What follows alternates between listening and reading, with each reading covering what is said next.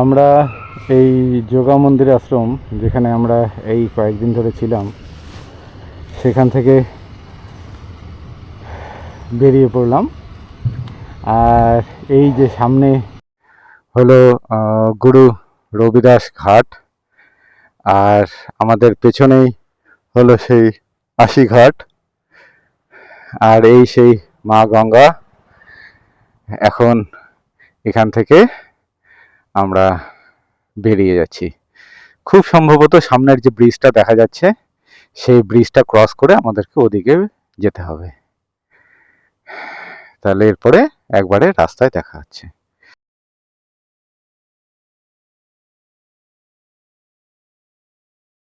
আমরা আস্তে আস্তে সেই ব্রিজটার উপর উঠছি, গঙ্গার ব্রিজটা।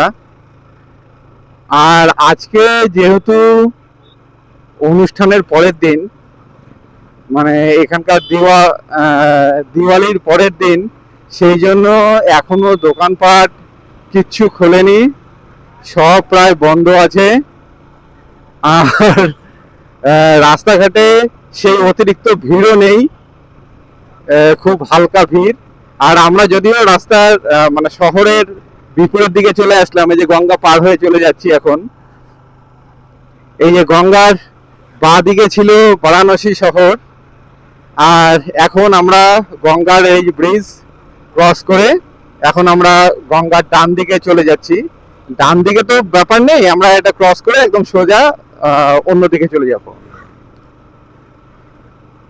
তা কালকে সারা রাত ধরে যে হারে বাজি ফোটানো হয়েছে, এবং ছেলে পেলে সারা রাত ধরে তারা মানে ঘুরেছে বা আড্ডা মেরেছে। তা এমনকি ভোরবেলায় যখন উঠলাম তখনও দেখি ছেলেপেলেরা সেই সেজে গুজে তারা তখনও ঘুরছে। এখন আমাদের এই ডান দিকে যেতে হবে।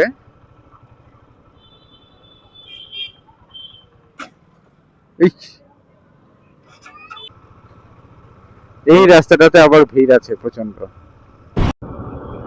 এই যে বাঁ দিকে হলো গয়া, আমরা এখন সেই গয়াতেই যাচ্ছি।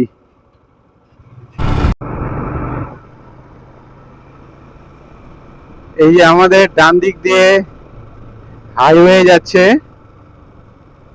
আর আমরা এখন সেই হাইওয়েটাতে এসে উঠলাম।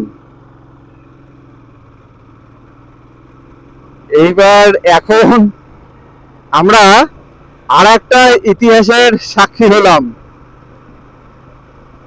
আমরা এখন যে রাস্তাটাতে বা হাইওয়েটাতে এসে উঠলাম, এই হাইওয়েটার নাম হলো গ্র্যান্ড ট্রাঙ্ক রোড। সেই ঐতিহাসিক গ্র্যান্ড ট্রাঙ্ক রোড, যে কত ইতিহাস আছে এই রাস্তা। আমরা ২৫০০ বছরের পুরনো এক রাস্তা দিয়ে যাচ্ছি। এই রাস্তা কাবুল থেকে, আফগানিস্তান কাবুল থেকে শুরু করে বাংলাদেশ পর্যন্ত, চিটাগাং ক্রস করে বাংলাদেশ পর্যন্ত এটা বিস্তৃত। এবং এই রাস্তা শের শাহ সুরি ১৬০০ শতকে এটা তৈরি করেছিলেন। পরবর্তীকালে ইংরেজরা এসে এই রাস্তাটার নাম দেয় গ্র্যান্ড ট্রাঙ্ক রোড। আর এই রাস্তাটা বর্তমানে ভারতের অমৃতসর থেকে কলকাতা পর্যন্ত গেছে। আর এই রোডটা ধরেই এখন আমরা চলছি। এই রোডের গল্প বা এই রোডের কথা আমরা সেই ছোটবেলার থেকে হিস্ট্রির মানে ইতিহাস বইয়ে পড়ে আসছি। আর আজকে আমরা সেই রোডে দিয়ে চলছি এবং সেই রোডকে দেখছি। এই রোড নিজেই একটা ইতিহাস।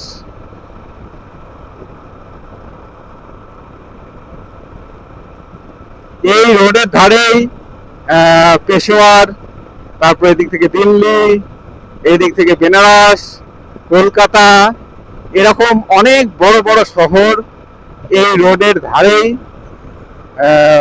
গড়ে উঠেছে।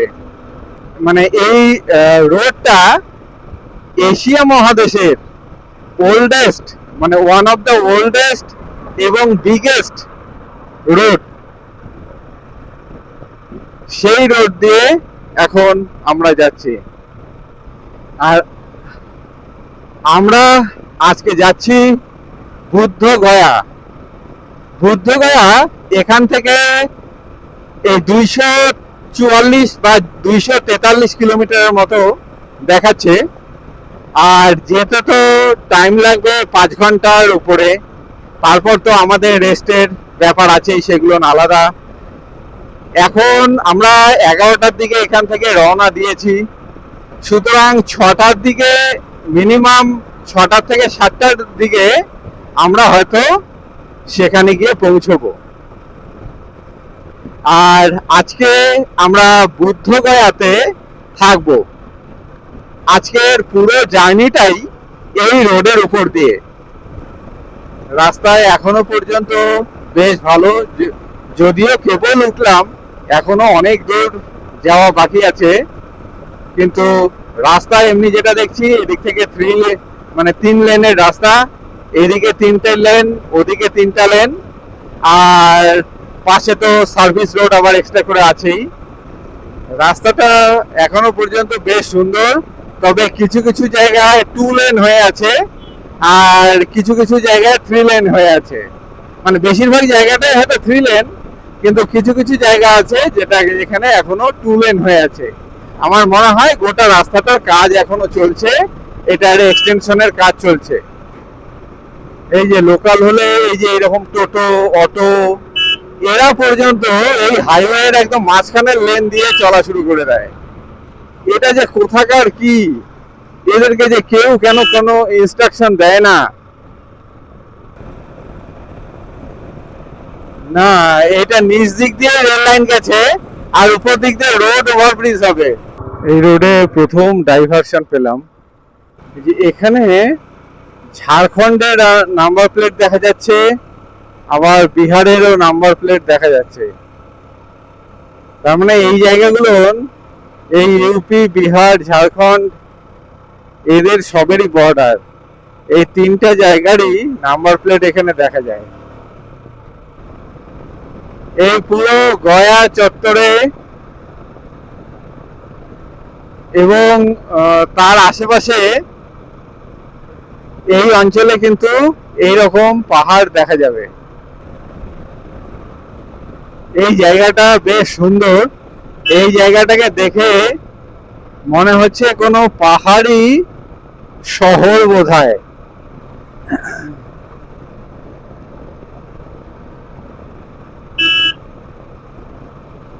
কোনো পাহাড়ি শহরের মতো মনে হচ্ছে।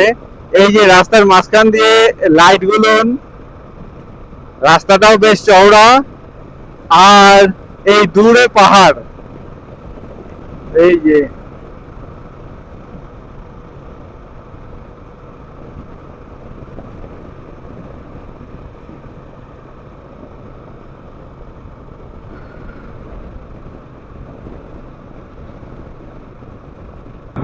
এটা মনে হয় সোন ব্রিজ। এটা সোন নদীর উপর এই ব্রিজটা। বিশাল ব্রিজ। তবে নদীটার বেশিরভাগ অংশই কিন্তু এখন শুকনো। এই একটা দিক আছে, এক সাইড দিয়ে কেবলমাত্র জল বয়ে যাচ্ছে, বাকি গোটাটাই শুকনো। আর আমার মনে হয় এই নদী যখন বর্ষাকাল হয় তখন এর প্রচন্ড জল হয়। সেই জন্য নদীর যতটুকু এরিয়া বা নদীর বেড, সেইটা ছেড়েও আরো অনেক দূর পর্যন্ত এই ব্রিজটাকে এক্সটেন্ড করা আছে। এটা একটা রেলের ওভারব্রিজ, মানে ওভার রোড ব্রিজ। কি সুন্দর লাগছে। এটা 4টা ব্রিজ পর পর। আমাদের এখন আর 100 কিলোমিটারের মতো আছে, তার মধ্যে থেকে মনে হয় যে 80 কিলোমিটারের মতো আমরা এই হাইওয়েতেই এখনো থাকবো। আর তারপর আমরা এখান থেকে বাঁ দিকে মানে বেঁকে যাব এই বুদ্ধগয়ার উদ্দেশ্যে। পাশেই এই ঔরঙ্গাবাদ কাছে এটা তোমার একটা ধাবাতে দাঁড়ালাম, যা অবস্থা, মানে লোকজন তো নাই। এখন বললো তো খাবার আছে, এখন গিয়ে দেখি কিরকম, একটু খেয়ে নিতে হবে ভাত ঠাত। মোটামুটি বেশ ভালোই, ভালো বলতে যে আমাদের এদিকের রান্নার টেস্টটা এখানে পাওয়া গেল, মানে যে ডালের যে টেস্ট, শুধু ডালই ছিল আর আলু ভাজা। তবে এখানে বিহারে এখন ছট পূজা চলছে, তা এই দিওয়ালির থেকে ছট পূজা পর্যন্ত এদের মানে নন ভেজ কিছু হয় না, মানে মাছ মাংস। তা সেই জন্য ভেজ খাবারই খেয়ে নিলাম। তবে ওইদিকে ডালের মধ্যে যে টেস্টটা ছিল, এটার টেস্ট কিন্তু এখানে এসে চেঞ্জ হয়ে গেছে।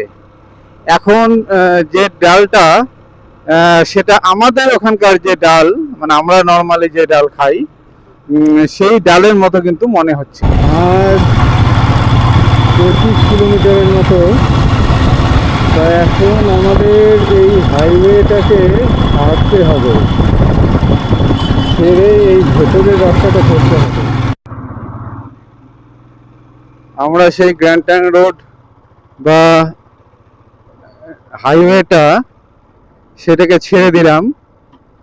ছেড়ে দিয়ে এখন এই যে ভেতরের বাঁ দিকের যে রাস্তাটা আছে, সেই রাস্তাটাতে ধরলাম।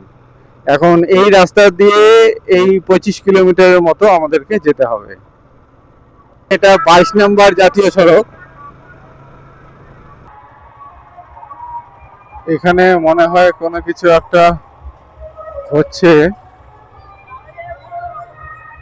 সেই জন্য এখানে রাস্তার উপর খুব ভিড়। এই যে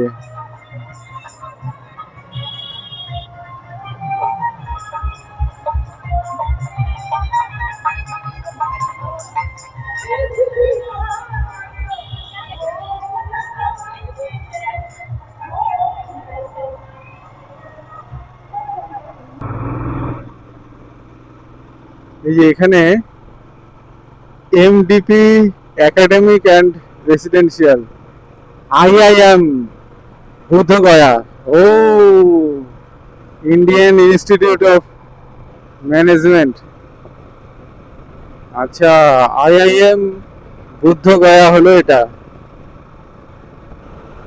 এই যে আমরা এখন এই হাইওয়ে থেকে আবার বাঁ দিকে বেঁকে যাব, এই হাইওয়ে সোজা চলে যাবে গয়া হয়ে পাটনা। তা আমরা আজকে বুদ্ধগয়াতে যাচ্ছি। তা বুদ্ধগয়ার জন্য আমাদেরকে এই দিকে বেঁকতে হবে।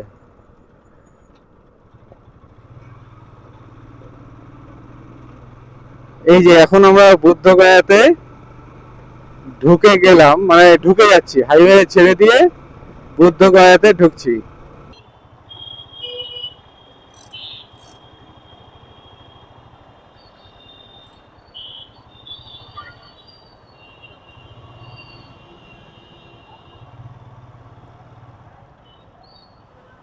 এই যে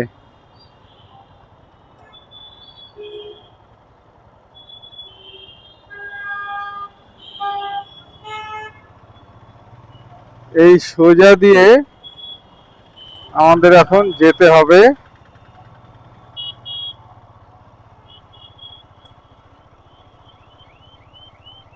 নগর পরিষদ বুদ্ধগয়া। এই যে আমরা এখন বুদ্ধগয়াতে প্রবেশ করছি, ল্যান্ড অফ এনলাইটেনমেন্ট।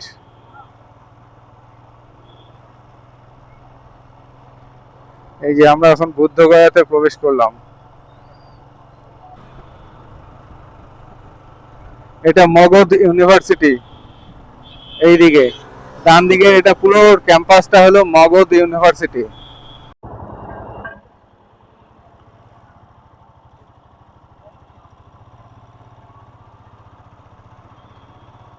এই যে মাঝে মধ্যেই এক একটা করে বড় বড় মনাস্ট্রি এখানে আছে। এটা এক একটা দেশের এক একটা মনাস্ট্রি। এই যে আমাদের ডান দিকে হলো বুদ্ধগয়া পার্ক, আর সামনে হবে মেইন টেম্পলটা, প্রধান মন্দিরটা হলো সামনে।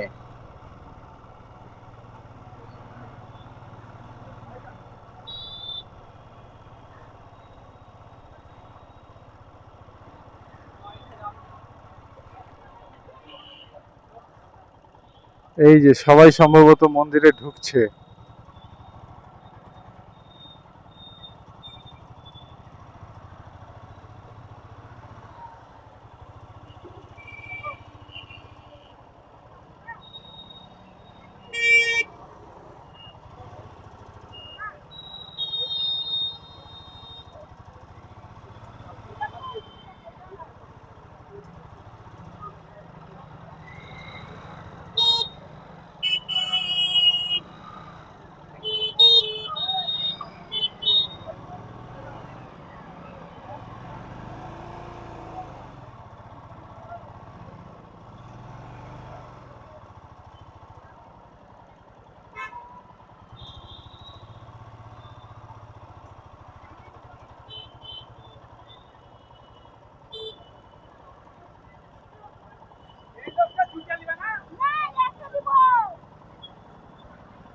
সম্ভবত এটাই হবে মহাবীরা টেম্পল।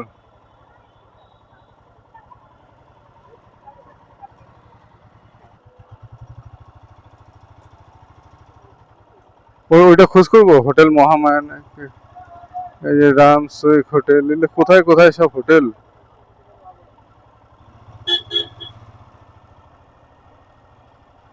এই যে গেস্ট হাউস, এখানে খোঁজ করবো।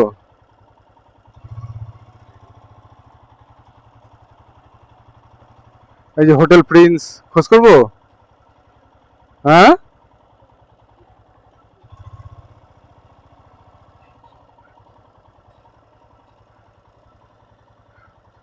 I love Bodh Gaya.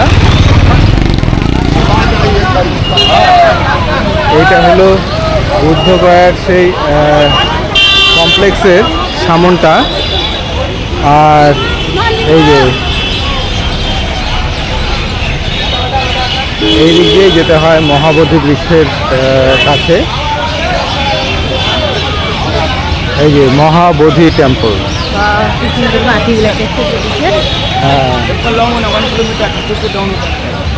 এই যে এখানে পুরো পাখিগুলা কিচিরমিচির করতেছে এখানে।